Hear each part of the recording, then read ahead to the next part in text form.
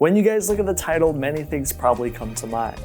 And some of you are probably thinking, oh, what's the worst Left 4 Dead 2 weapon? It has to be the pitchfork or the shovel, right?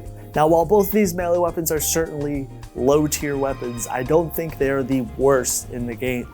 But maybe one day I'll do a full tier list. If you guys want that, let me know, of every single weapon in the game. Now, while the shovel is definitely lacking in some areas, I don't think it's as bad as even the pitchfork, which I actually think the shovel is not bad at all. It gets a lot of flack, but it's definitely not great. And while the pitchfork can be very inconsistent at times because of its unique arcs that it sends at, it actually can at least cut smoker tongues, so it does have that. And being a sharp melee weapon actually is pretty good in Left 4 Dead 2. Usually the best weapons in the game tend to be the sharp ones. Well, before the last stand update, there was actually a clear contender for the very worst weapon for years. And I'm sure some of you are probably like, oh, this has to be the knife, right? Well, the knife is actually not bad anymore. And while I'm not talking about the nerfed iteration of the knife, as this actually existed long before the knife was really reintroduced in Left 4 Dead 2. Yes, the weapon did have a terrible hit arc. It was another really bad melee weapon for years. And it is the worst melee weapon if we were to just look at the game's whole lifespan. But one that was actually worse for way longer is the Tonfa, otherwise known as the police baton. Now I know what you're probably thinking, oh, honest content, this is the fastest melee weapon in the game, it can't be that bad. Fast melee weapons actually are really helpful at times. I would give it that positive for sure. And it's relatively common to find, especially on campaigns like the Parish, where the riot zombies are more likely to have this weapon, and there's a higher spawn rate. It is in fact one of the quickest ways of killing zombies up close, but it's far from being one of the more competent weapons in the game.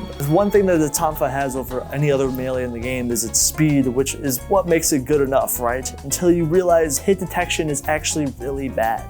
It clearly is its largest flaw with the whole weapon is its hit arc is far from being good enough to make the weapon solid enough. This isn't a rare situation, it's actually part of the package. So sure, you can play around it by pressing shove or going around the zombies or try to link it perfectly, but that's not really the point of the melee weapon. If you're trying to kill every single common infected with the melee arc, it's essentially a one-hit kill weapon on many things in the game. Big misses on higher difficulties are way more deadly. You have to get so close to use this melee weapon because of its lack of range. You begin to have to play around, it's risky. And being risky with a melee weapon is not a good strategy, especially at these higher difficulties. The nightstick is one of the few weapons in the game that doesn't even decapitate the infected. The infected even fly forward, and which will bring up how this is actually a problem later, is the way zombies are actually sent can be problematic for hordes.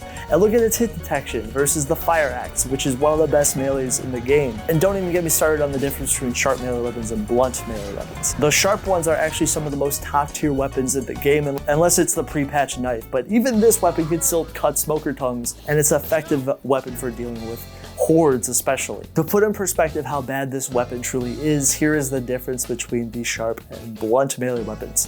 Most of the blunt melee weapons are pretty mediocre, and if I were to make a quick tier list, you would just know a lot of them are in the mid tier.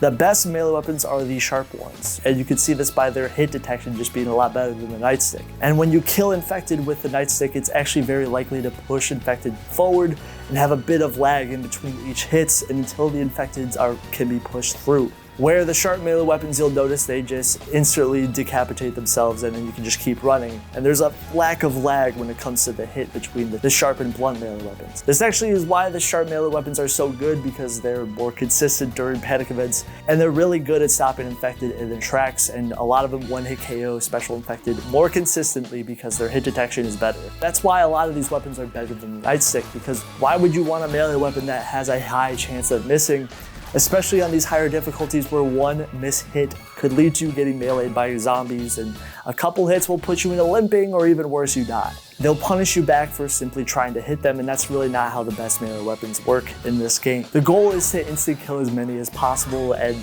that's really the best way to really get through panic events. But when you have to say, oh, it's better than nothing to describe your melee weapon, it's pretty bad. It can at least instant kill some common infected sometimes, right? But the saying better than nothing to describe your melee weapon is really what the problem is. Put in perspective how inconsistent this is. It greatly diminishes the effectiveness of the melee weapon, and here's the difference in speed compared to the Tonfa and the fire axe. Pay attention to where the hit detection arc lands and notice how the fire axe swings across the screen a lot better with more range, while the fire axe is easily one of the best melees in the game because of this and pay attention to where the Tonfa's hit detection lands at.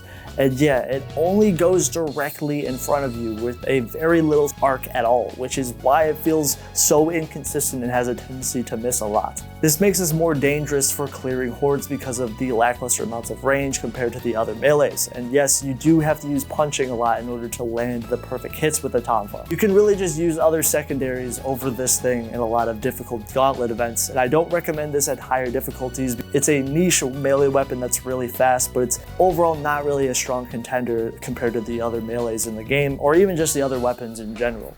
And the reason why I feel like this is so bad is its shorter frame count compared to any melee, which again is partly why this thing is so bad and inconsistent. And because of this thing being a blunt melee weapon, it can't cut smoker tongues, which is double fun fact. Apparently there is a leftover amount of code in the game that implies that maybe at some point they were going to experiment with the Tonfa being able to have a slash effect, implying that maybe it could have cut a tongue at some point in development. Whatever, it can't cut tongues anymore, so just keep that in mind. And don't shove with the Tonfa, as you might be asking why. Shoving with a melee weapon is a common thing to do in the game. But before the last stand update, the Tonfa was even worse. For this update, if you were to shove an infected, the first hit of the nightstick was even worse than the second hit of the weapon, which is why the second hit was better than the first, and it was actually inconsistent usage-wise because of this, as both hits of the melee weapon had to be fixed and now hit horizontally the same. And normally its swing being the same is what's actually going to make this Tonfa slightly better than the last update of the Tonfa before the last stand, but it's still pretty awful,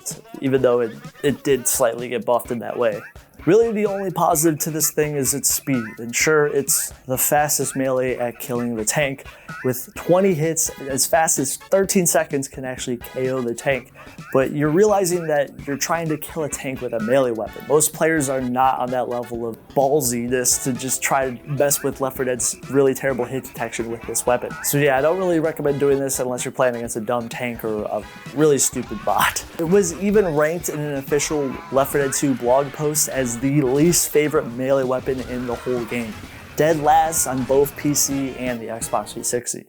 I know people are going to say, oh, at least the knife was worse than the Tonfa for a short period of time, but this was up until the knife actually got rebuffed again and was brought back to its former glory, so the Tonfa has actually been worse way longer than the knife was. For a time period, the knife was barely even an actual weapon that most people knew was in the game. It used to be a parish-only melee weapon, but in later years, the Tonfa was actually chosen to spawn more commonly in the Left 4 Dead 1 maps and Coldstream, where the nightstick would have a 10% chance of dropping from riot zombies and even a 3% chance of dropping from the police zombie. The game making terrible weapons spawn more commonly low-key nerfs melee weapons as a whole because you're more likely to run into this thing when you're looking at a random melee weapon spawn. The game is basically telling you lost the lottery when it comes to picking the best melees out of the random draw.